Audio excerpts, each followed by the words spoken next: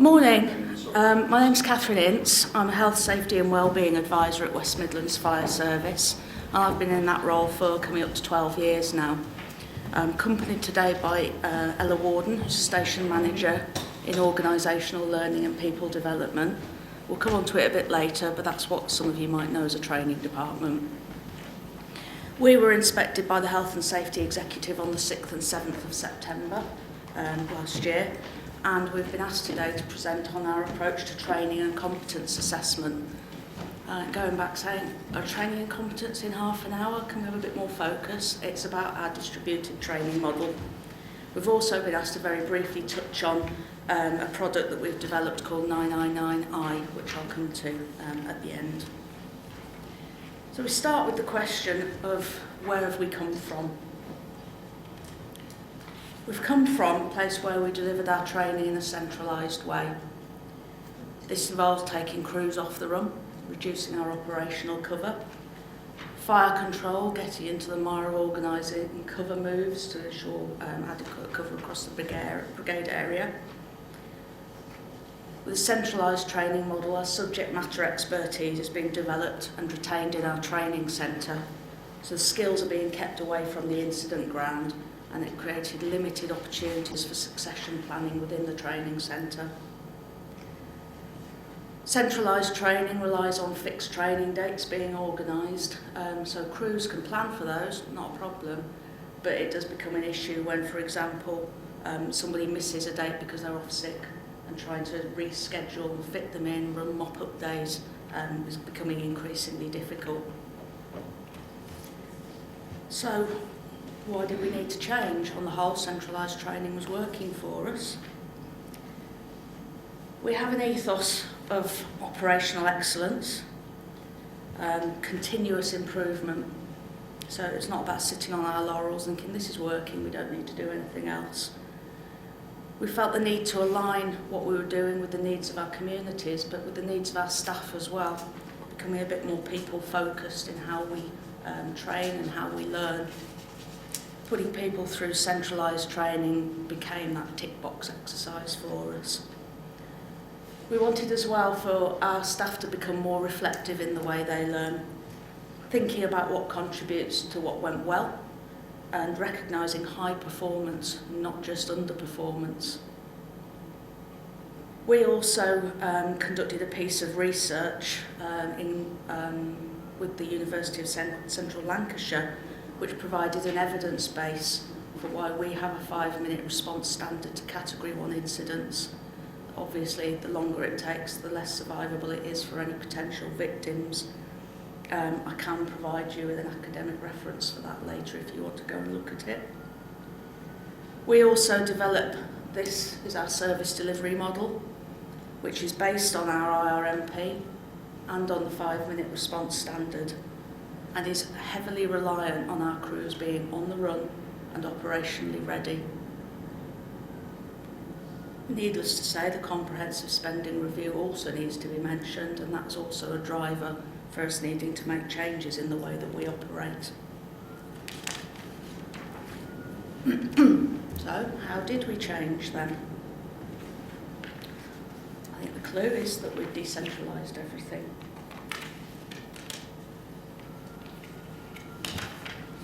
That's fine, as long as I can read my notes. So, we decentralised training, as I already said, and introduced something that we called the distributed training model. The department was renamed from training, or the academy as it became, to organisational learning and people development, taking the focus away from a group of expert trainers who would deliver courses on set dates to people expecting to turn up, perhaps be fed and watered, and then go home at the end of the day. So we no longer have a training centre. We've replaced that with hubs at selected locations at some of our fire stations. So these provide facilities for training and assessment in various skills. It's not that one hub can provide all of the different core skills training or even specialist training. It's been split up geographically. So the locations are based on risk areas within the service. so the incident types attended by those stations. So for example, central Birmingham, we have a station at Hay Mills, attend a lot of RTCs, so they do a lot of RTC training and assessment, including large goods and not just cars. And the locations were also selected based on the facilities and the space that they had available. Crucially, when people are training being assessed through this model, they remain on the run. So they are always available for operational attendance. The exceptions being hot fire training and assessment, and water-based training and assessment for what I hope are obvious reasons. We've developed a system called Maximum Response, and these are sessions that we can pre-book on to delay our turnout to incidents. And there are 4 levels. The response can be for category 1 only. It can be just for immediate availability, which you might think, why do you need maximised response when you're available? But we tend to use this if crews are going out to another station area, so they're immediately available in that area and not their own area normally. The response can be delayed by up to 2 minutes from turnout, and depending again on the nature of what's being done, it can be delayed by up to 60 minutes from turnout. And that tends to be where we've got bigger incidents where we know we're going to need to put relief plans in place, so we know we'll need somebody in an hour or so's time. Expertise, perhaps just as importantly, is now developed and retained at station level. So it's available operationally, enhances the skills available on the incident ground, and supports ongoing succession planning in developing those skills. Station-based assessors support training, deliver assessment. They don't deliver training as per se. The watch officers are expected to deliver that, but they provide that consistent approach through assessment and through standardisation with the watch officers that they work with. This also provides flexibility in training and assessment dates to suit the needs of the individual and not the needs of the organisation within certain time parameters. And then we have specialist subject matter advisors who develop the standards and quality assure those station-based assessors. So how do we know this is working? Is it working?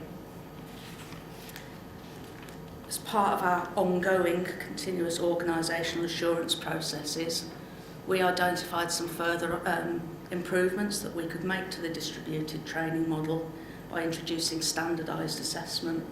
This just enhanced the consistency of approach across the whole service by having a sort of pre-organised set of criteria to be assessed against, but I'll come on to that a little bit later.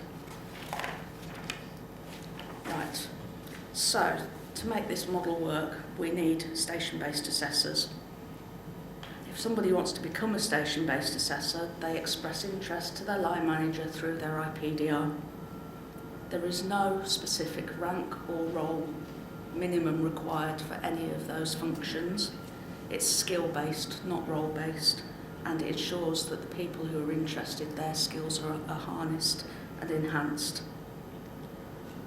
The line manager goes to Ella's department and says, we've got people interested in becoming a station-based assessor in breathing apparatus, work at height, whatever the function might be.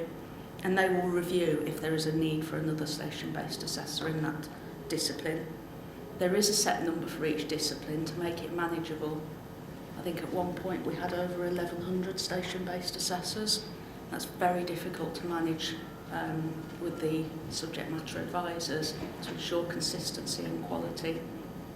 So that's been slimmed down quite a lot to a more manageable number.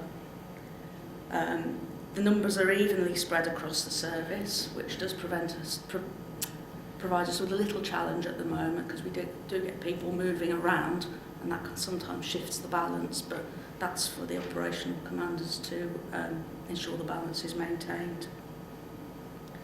If it's agreed that an additional station-based assessor is required, there is a clear development plan put in place for them. And we've recently introduced formal quarterly reviews of progress against that plan by the subject matter advisor, not just by the line manager.